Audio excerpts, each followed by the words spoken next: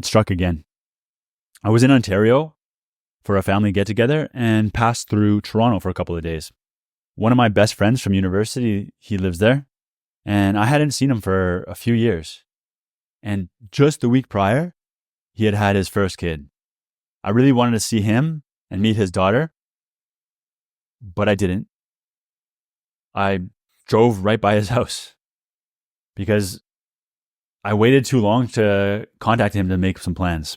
And by the time I did, it was too late. We couldn't make things happen, or I didn't make a big enough effort to make it happen. So rather than reestablish our friendship and strengthen those bonds and create some memorable moments, we exchanged forgettable WhatsApp messages. Like, congrats on your new kid. Wow, she's beautiful. I love her name. That nonsense. You may not think that this is the biggest deal, but it is.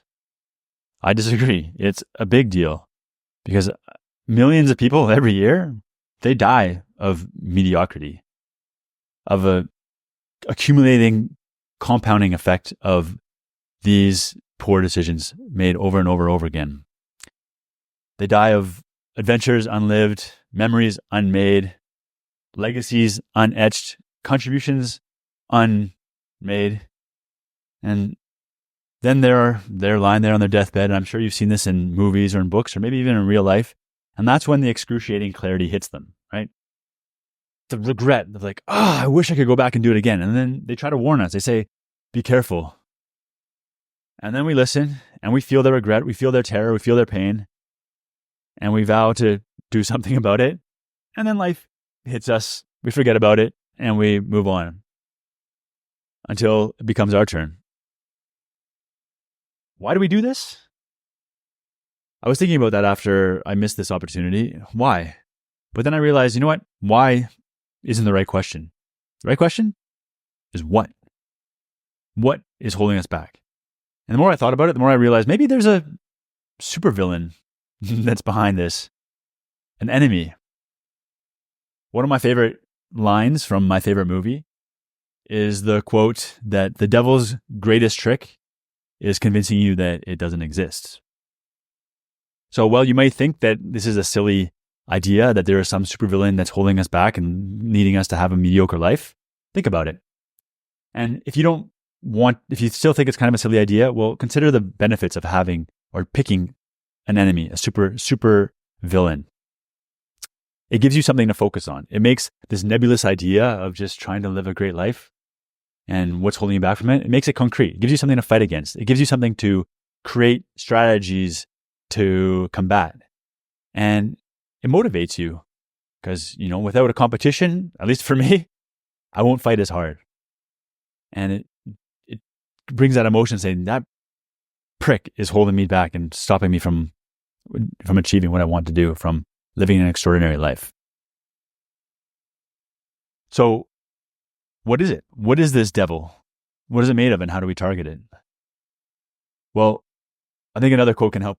It comes from Sun Tzu in The Art of War. If you know the enemy and know yourself, you need not fear the result of 100 battles. If you know yourself, but not the enemy, for every victory gained, you will also suffer a defeat. If you know neither the enemy nor yourself, you will succumb in every battle. So in terms of knowing yourself, the question is, what do you want? Do you know what you want? I know what I don't want, which is to live a mediocre life, but what do you want? In a previous video, I talked about how I think that what I want to optimize for is energy. To engineer my life for pumps. These are actions that fill me with energy that I enjoy doing, look forward to doing more, and am grateful for having done. And to remove as many leaks as possible, which are any activities that remove this sort of energy. And the more you add pumps and remove leaks, the more you get down to sort of your true core, your nuclear core that radiates and emits pure glowing energy that not only helps you, but is also contagious because people see that you're living this super energetic life that's true to yourself and they want to be the same. And in doing so, you tap into your core strengths. And this also is related to another video I made of tapping in or identifying your superpower. You tap into your core strengths and you converge them like superheroes, converging all the lasers into one to fight or to do what you want to do. And what you want to do is pursue and fulfill the values that you hold most dearly. So that's what you want. The next thing is like, why aren't we doing it? What are the villain's weapons? And they're pretty obvious, right? Fear, laziness, procrastination, conformity, which I guess is another form of fear because you're worried about what other people are going to think. All of the above are downstream of one source, I think, which is complacency. So I think complacency is a big part of this arch nemesis, supervillain devil that we need to fight. But it's a lesser half because there's an even more devious side to this enemy. And that's a side that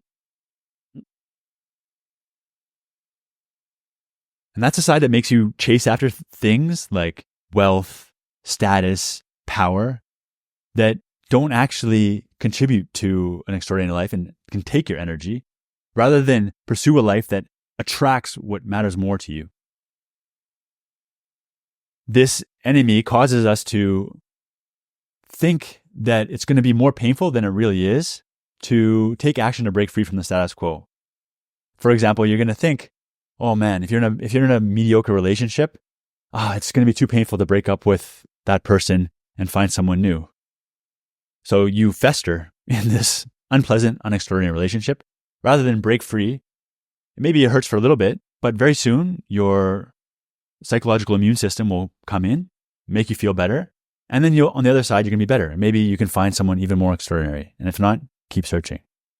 Live a more extraordinary story. And on the flip side, it makes us undervalue taking action to do things that we value the most. For instance, visiting my friend. Rather than when I didn't visit him, I started to think, you know what? It's not a big deal, right? I can see him again next time. And it's just a little hangout. But I know that now that would have been a super valuable, if I think about if I had gone and visited him, I would be so proud of having done so and have this great memory. But I undervalued it in thinking about doing so I didn't do it.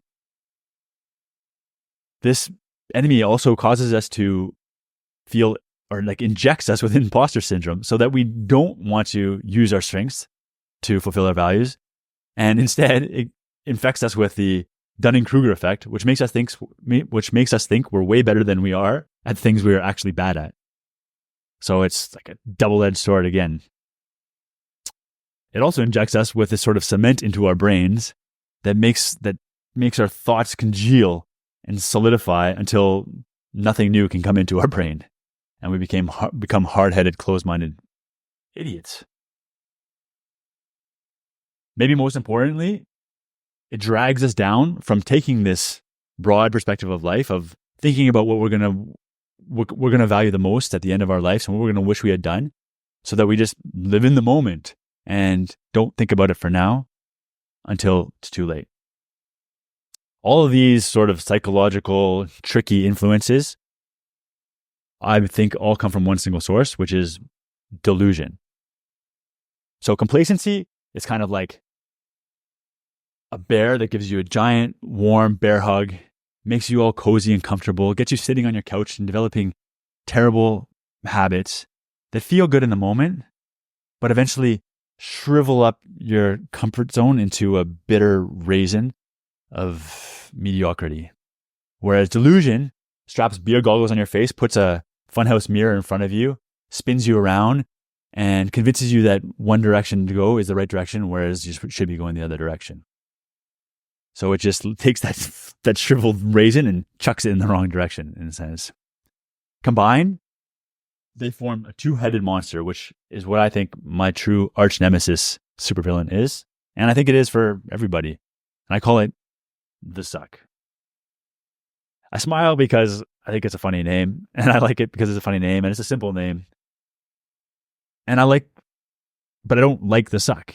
And having this concept in my mind as one single solid object, a two-headed beast of complacency and delusion, helps me think of ways to combat it. It motivates me to fight it and to resist it. And to next time I'm in Ontario or close to a friend to say, screw you, suck. I'm going to make an effort. Even though I don't think it, even though you're trying to convince me not to, I'm going to make it happen because I know that this is what's going to make my life more extraordinary. And as for how to fight the suck, well, that's a whole other topic for another video. But I think it comes from, since the suck is within, you have to use an external tool to get it out. And this weapon, I believe, is a system. It's a system that I'm working on called systematic brilliance that I'm helping other people also implement. And we'll talk about it later. But for now, just think about the suck. Look at it. Get a picture of it. Get angry. And maybe take a couple blows at it. At the very least, don't let it drag you down to mediocrity.